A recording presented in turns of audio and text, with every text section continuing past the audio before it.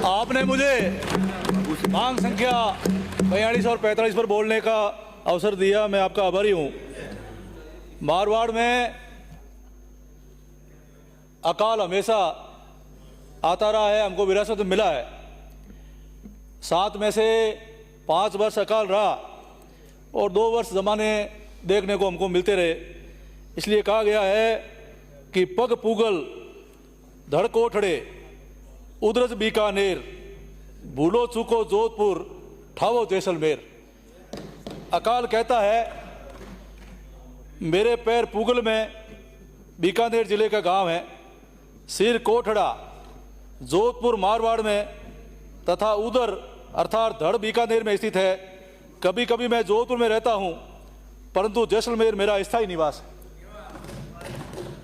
इसलिए अध्यक्ष महोदय, सभापति महोदय, मैं आपके माध्यम से मंत्री महोदय से निवेदन करना चाहूँगा कि हमारे मारवाड़ में सिंचाई के लिए और पेयजल का स्थायी समाधान करने के लिए जिस प्रकार से राज परिवारों ने मारवाड़ में सिंचाई और पेयजल की व्यवस्था की थी, जैसा अभी कोलय से आने वाले माननीय सदस्य कह रहे थे कि ये बात सही है। अपने राज्य की चिंता करते हुए महाराजा गंगा सिंह जी गंग नहर लाए, उनके नाम से गंगानगर जिला भी बना और बीकानेर गंगानगर हनुमानगढ़ की ये जीवन दायिनी बनी। वैसे ही मारवाड़ के राज परिवार ने जवाई बांध बनाया और जवाई बांध से नहर से जोधपुर में पानी लाए। जसवंत सागर पिच्याक बांध बनाया, हेमावास बांध बनाया, सूरपुरा बांध बनाया, तकर सागर कायलाना बांध बनाया, सरदार समन बांध बनाया और उमेश सागर, ऐसे कई मारवाड़ों में बांध बनाए और बांधों में नहरें लगा करके और पेयजल की समुचित व्यवस्था उस समय की थी।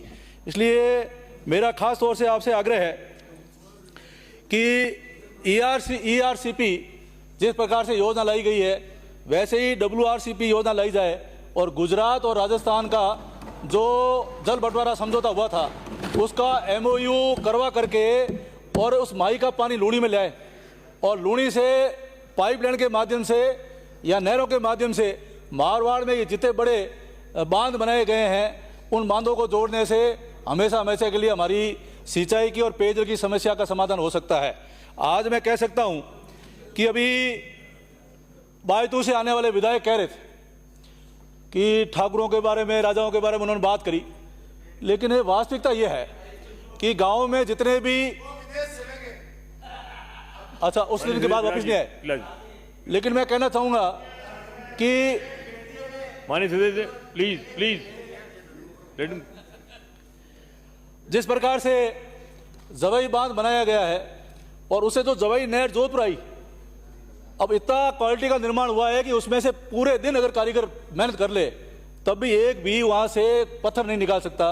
ऐसी नहरें, ऐसे बांध, और सरकार तो आज उसकी मरम्मत भी नहीं करा पा रही है।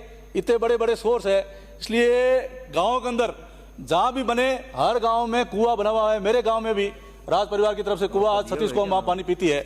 वैसे ही पोखर है, बांध है और ये तालाब हैं और नहरें हैं। तो इस प्रकार से व्यवस्थाएं पूरी की गई जिसको आज भी उपयोग में ले रहे हैं। इसलिए कहा गया है कि जल से ही जीव पैदा हुआ और पानी की व्यवस्था के लिए मैं आपसे निवेदन करना चाहूँगा कि जैसलमेर के अंदर एक सरस्वती नदी बहती है, उसका अगर आप सर्वे करा लोगे तो बाड़मेर, जैसलमेर, जोधपुर की वो जीवनदायिनी बन सकती है और इधर से लूणी को जोड़ दोगे तो पूरे मारवाड़ में ये हमारी समस्या का समाधान हो सकता है।